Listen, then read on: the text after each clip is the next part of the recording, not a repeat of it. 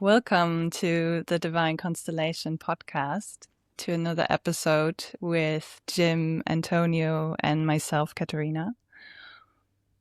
And today is going to be quite similar to what we started off from. So when we met, it was 4 of us initially. We would just meet and sit down in circle virtually and talk to or speak to what came through us, and then bring that into contact and weave from there together. So it was always an emergent space, and the last episodes that we recorded, there was always a topic that we chose beforehand. So it had a concept. And today is going to be, it affects already my breathing because it's not planned. There is no structure holding me, but there is the bond between us, the trust, the presence, the shared presence that is holding me, but it is not quite firm, not as firm. It's more wide and warm, and it's a different kind of quality. It's just interesting to explore that right now, what kind of container presence and warmth and trust gives me, and what structure and a clear plan does on the other hand. And today I would like to talk to you about, or something that moved within me the past days, was the things that open my heart. So under the umbrella of conscious relating, I realized that there's a lot of places that we can relate from, or that we can connect from, and there's strategies and things that we're used to. But the past days, I felt so strongly moved and touched, and there was a strong connection to my heart space, and my heart burst open basically when I was watching a movie. So it was through art, and then I was listening to a song, and I just realized, because there was a kind of a deepening of my felt sense of what this human experience is. It's hard to describe, but it's like an expansion in my heart space through something coming in and reaching me and opening it up a little further. And I was so grateful, and I was contemplating the boldness of full expression of these artists. So how grateful I am when someone really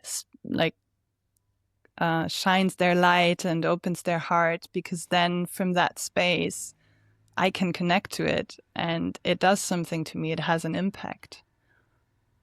So that is something I want to contemplate on, because like from when I flip the coin, I don't know if that image makes sense in this case, but when I try to, or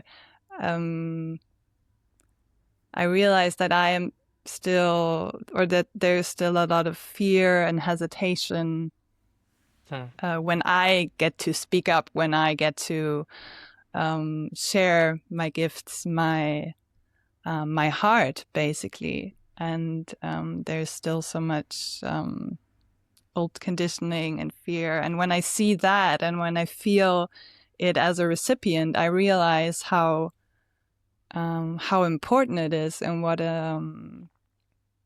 especially in these times, we need that so desperately. It was like I was coming to a well, very thirsty, and I was just soaking it up. And I guess this is just me trying to remind myself and ourselves and you of how important it is to take steps, to become visible, to share your heart, your art, whatever it might be, and how this is really. There's one of the songs of the performances that I was so moved by was the from Rosalia and Björk at the Brit Awards, I think. And the quote or a part that Björk sings is, the only thing that can save us is divine intervention. And I thought expression, sharing our heart, is really divine intervention. It's the light coming through our hearts and being so loud and so bold that we can't, like, it just draws in other people and it helps us connect and form community. So yeah, I don't know where this will lead us, but this is just something that I felt. What movie did you watch? It was Hamnet. Oh, I knew it. I watched it yesterday and I could feel it. Oh, wow. Yes. My heart was also like, oof. Mm-hmm. What a profound expression of the whole human experience. It's amazing. Exactly. And I still get goosebumps. Redemptive power of art. I haven't seen beautiful. it. I need to go. I need to go see it definitely. Yeah, it definitely moves some energy. and I like how you presented, or the thesis that you brought was that, like, it is really bold in how it expresses things that we want to keep hidden. You know, we feel ashamed of certain feelings and the way we express them. And this movie is wonderful at just presenting that. Like, okay, here it is. In a beautiful set, you know, like it's a beautiful story, a beautiful cinematography, but the emotions are really raw. Exactly. And I love that you brought that up, because it's something that I was writing about yesterday night after the movie, and also thinking about it this morning, how important it is that we do share really honestly what we go through, and how art takes this experience that as you live through it, it was just this terrible thing, but then you take those 6 months of pure pain and condense it into a diamond, and then you look at that diamond and you see, oh, it's actually really beautiful. Yeah, it's really difficult.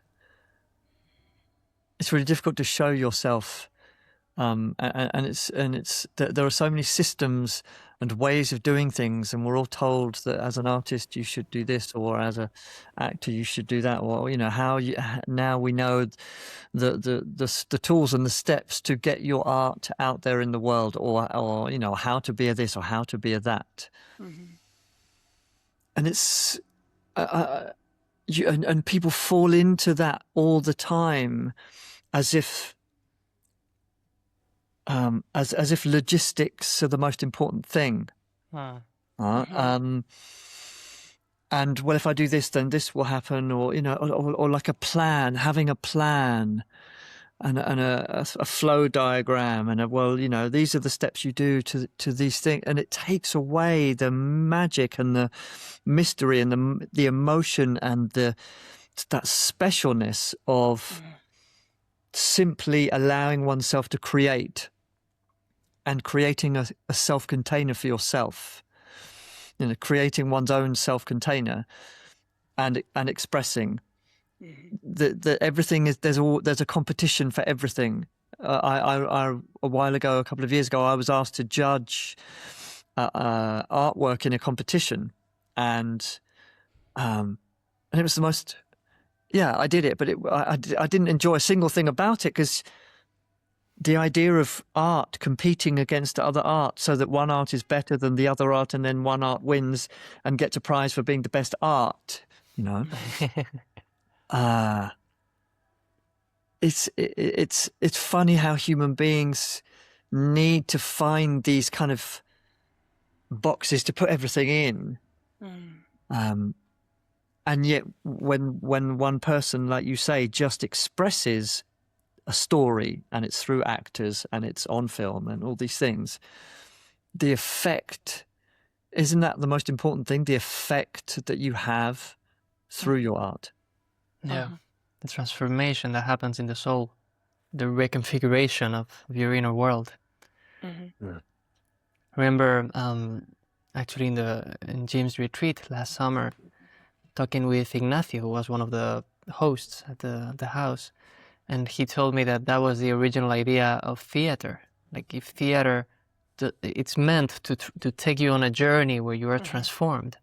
And I believe it's the same thing with music, in a shorter form. I mean, it doesn't have to be shorter. Some symphonies are really long, but it's the same thing. Like, while the chords change, you can feel the for example, the transition between a major chord and the next one, which is minor and very tense.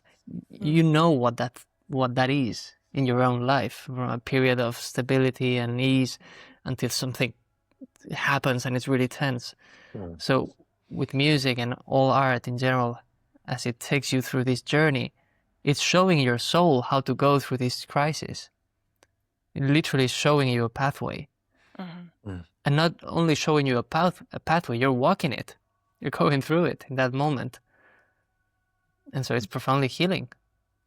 Yeah. And that was a catharsis. That was the original idea. If art doesn't have a catharsis, like in the movie, it's one of the best examples of that. Yeah. It really offers you a catharsis. Yeah. And what it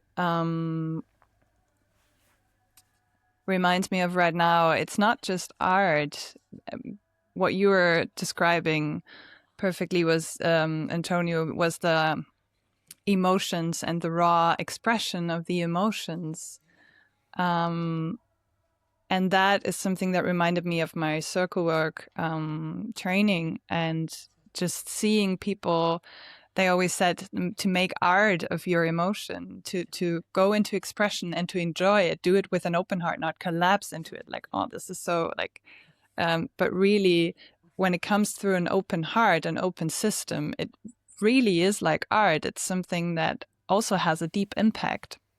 And I guess it's that, the raw humanness, the different aspects that are so hidden in our society because we've learned how to hide it, how to conceal it, how to perform, how to adapt, and to be visited again by these kind of aspects that are hidden in ourselves. It's like a tiny awakening, like an initiation. And it's like an imprint of something that is in us that we've forgotten how to access. And through this expression, or through allowing ourselves, we don't have to be artists to do that, but the more we allow ourselves to embody this kind of raw humanness in ourselves, I feel like it always has an impact on others. It always shows others, I allow myself to do this, so you might as well. It gives permission, kind of. It gives permission, right? Yeah, it does. And each human being is a cosmos within themselves. There's an unendingness. Like we've kind of talked a bit about this before. One half of the brain is the organization and the structure, and the other half knows that it is the vastness of all things. It's not just half the head up here. It's inside of you. There's this absolute unending, eternal cosmos of all of life and all possible expression and all of everything. And that is also in all of the other people and everything and animals and of course we can't prove that, but that's what art is expressing that. And as you say, if I express that, I give other people the permission to express it as well. And you cannot, for me, you cannot access that part of yourself when you're worried about how many people will see it, or will they like it, or did or have I got enough followers, or these things.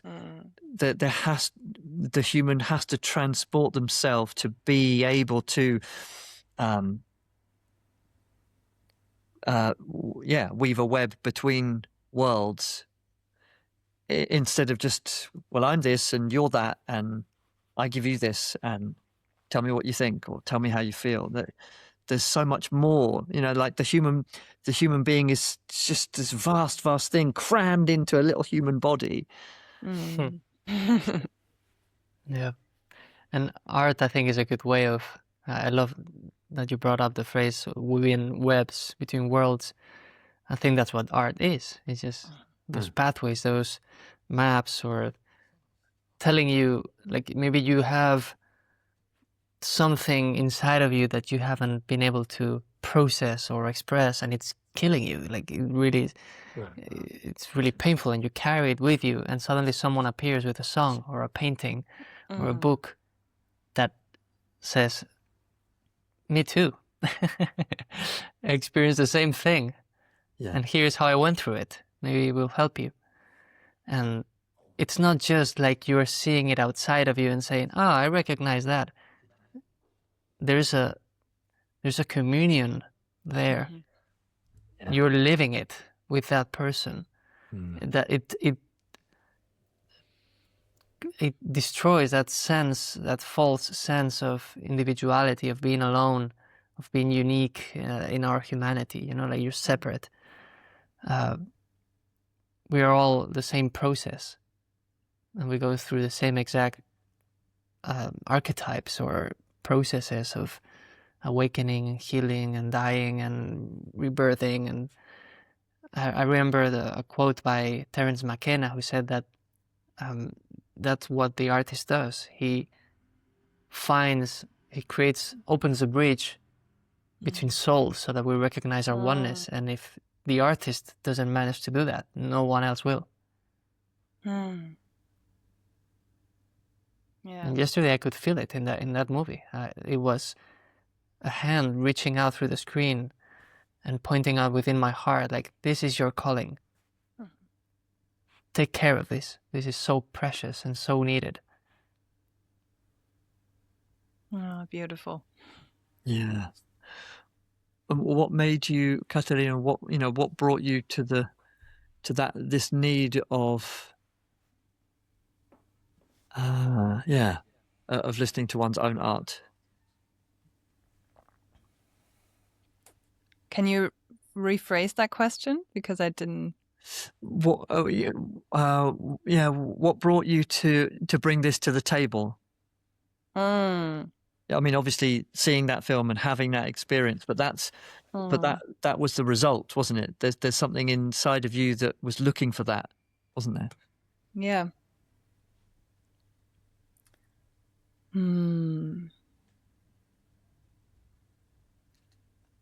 That's a good question. I haven't asked myself that.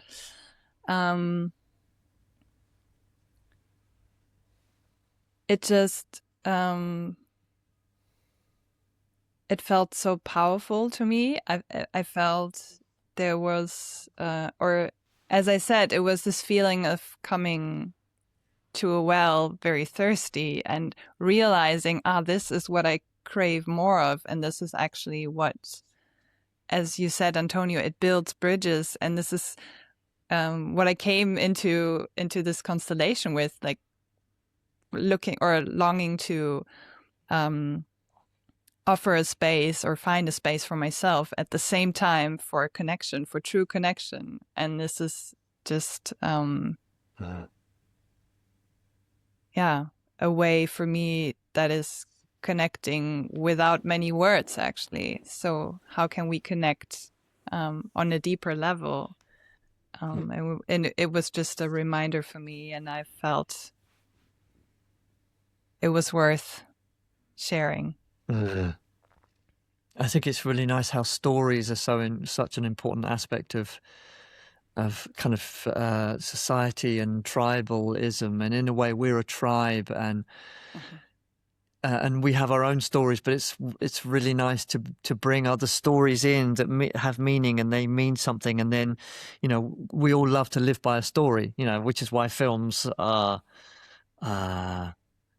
such a great kind of medium, aren't they? And a constellation and a group of people coming together is also a group of stories kind of intermingling, isn't it? And finding and finding maybe a greater story or new chapters of stories to walk together, isn't it? Mm-hmm. That's But beautiful. I also feel, sorry. I also feel what I pointed out earlier, it's this raw, it's not just the story. The story was a transmitter, basically. But I remembered, or there's this one scene where it's a very raw expression of emotion. It's like a primal, very raw expression. And I read, or I heard afterwards that this was not something scripted, but it came out of the actor in the moment. It was just in one take, and they kept it. Wow. And that was it went so deep, and it reminded me of the circle work as well that I was part of, that I'm also facilitating now, is witnessing people and accessing this primal energy and this rawness within themselves, which is a miracle to witness and to feel. It's not just a witnessing, it's really being part of it. And it connects so deeply. And yeah, as I said, I feel like art there is just not just, but it was a transmission of this. Yeah. Yeah. Yeah, and having the capacity to do that, being able to be in that place where you can be that transmitter or that, the one who bestows upon. I was in Rome recently and saw a Caravaggio in a church. And normally that's the kind of thing that you see in a museum, and you have to go in and pay money.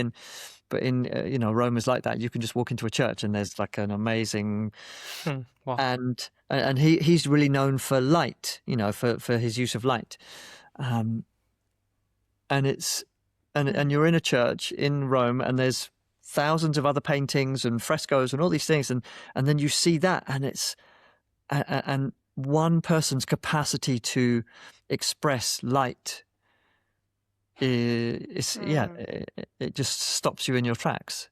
And then it brings other people on the path with you, which is why it's so important that you express your light, isn't it? Yeah.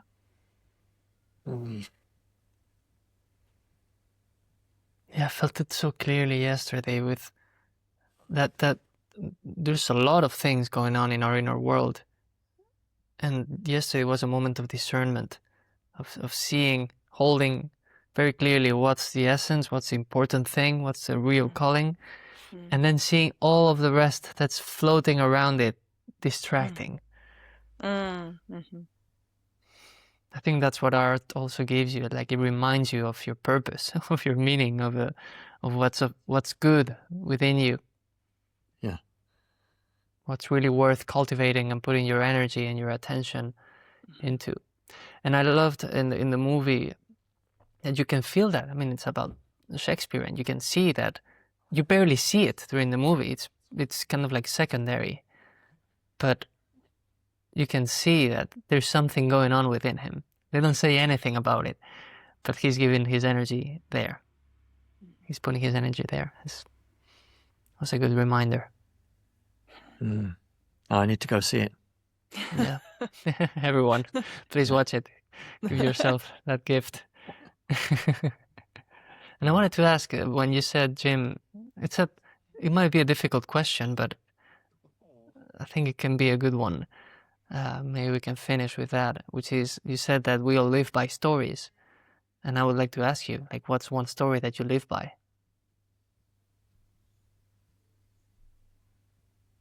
Like something that we started talking about these patterns, right? How art presents you this way. Yeah. And there are some pieces of art that connect with us, some stories that connect with us, and you recognize yourself in them, and you see your potential developed ahead of you. And then you hold on to that story. Yeah. Yeah, and life is art and art is life, and so life shows you all these things. And a story I live by is of not belonging. Yeah, it's definitely of not belonging, of being a child, and you know, not in any way a negative way, because it built the life that I live now, of trying to continuously build belonging, but not being English, but also not being Indian, being half of one and half of the other, meant that I was neither of either.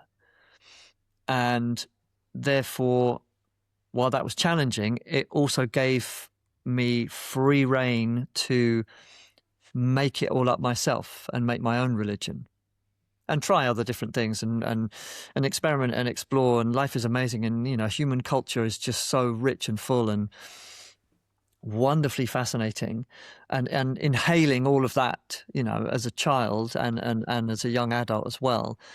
But very specifically, growing up and not being this, but wanting to be it, and also not being that, but seemingly being it, and then saying, right, well, in that case, what am I? And if I don't belong to that and I don't belong to this, well, I'll decide what I belong to, but what do I want to belong to? I need to go through all of these things and decide which ones I want to belong to and which ones I don't, and what culture fits with me and what doesn't, and what do I like and what do I not like, and what do I honor or revere and what do I not. And it allowed me to try out loads and loads of different things in a very non-judgmental way, with the idea of, maybe this is the thing, maybe this is my thing, maybe I'm this. And never really finding it, or finding it and giving myself to it wholeheartedly over and over again, and being disappointed by it over and over again, and then coming to the conclusion that I had to just do it myself. And then running away from that because that was too scary, but being forced, but then life going, no, come back. Again and again and again. I want to ask the same of you two, actually. Yeah. Thanks for sharing that. I feel actually, I don't know, I cannot talk for you, Antonio, obviously, but I feel like this is something connecting us. It definitely resonates with me. The not belonging, the thinking I'm alone, so I have to do it all on my own. This kind of lone wolf, kind of fending for myself, and they're bracing myself as well, and thereby finding myself within my own cage of this, like, I'm strong, I can do this on my own, but there's still these parts that are longing for actually not being strong, for being held, and to be, to just receive. But as you said as well, life always points us to this, or like pulls us back to this, like, okay, if you don't find a space that is truly you, because I've also been in different spaces and groups and tried on this and that, and it was always connecting to part of me, but I always felt there was a lot of parts of me that weren't really fitting into this. So I think we talked about this last time, Antonio, just the two of us, about this becoming the expression ourselves that we're trying to find somewhere, or trying to find in the outside, but or I don't know, you said it differently, of becoming something that we don't know, or that we don't have an example for, and that is the scary part. The way Gandhi put it was, I think, becoming the change that you want to see in the world. That's a good story to live by. And sometimes you don't have the choice. Sometimes you have to. You're just called, and there's no way that you can avoid it.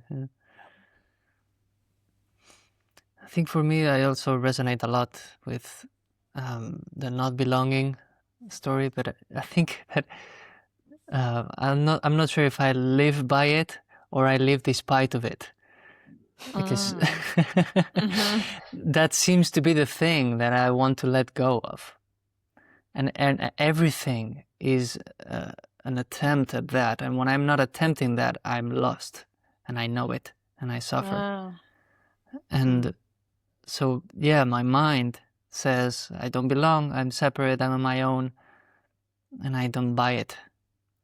And I never bought it, but I did in a way. Like, I didn't have the mental structure to know that I wasn't buying it, but I remembered that when I was a child, like playing in the park, I could never learn the names of the other kids, but it's not that I didn't have the memory for it, it's just that I didn't care. I never asked. Like, I would play for the whole afternoon with a kid, and my mom would say, "And who's your friend?" What are you asking? Like, I didn't care about the name. It was not an essential thing at all.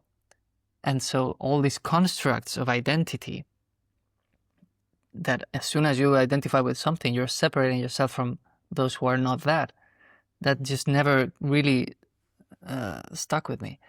And in this search for identity, the story that I do live by is that of Jesus, who is the epitome of the one who lets go of all identities except I am. And the way he lived is a demonstration of that, like total disregard for his own bodily security, and making every choice from the awareness that I am the totality. I don't think I'll ever be satisfied with anything less than that. So that's truly the story that I live by, and that gives meaning to my life and to my art and to everything I do. That's the reason why I'm here. I remember in our first conversations, like, I just want to merge with you. I just want to join. And for me, the 5 minutes of meditation at the beginning was enough. That was it. Fantastic. Wow, thank you so much. Thank you so much. Yeah, thank you. Thank you for this exchange and for diving into the emergent space with us. Beautiful. Yeah, thank you. And if there's something that resonated with you, or you would like to share how you share your light, your heart, what your art is, or anything that just impacted you, please let us know in the comments. We would love to know. And take care. Yeah, that would be wonderful to see. If you want to share your art or whatever you do in the comments, that would be really beautiful. Thank you. Okay. Bye, my friends. Thank you so much.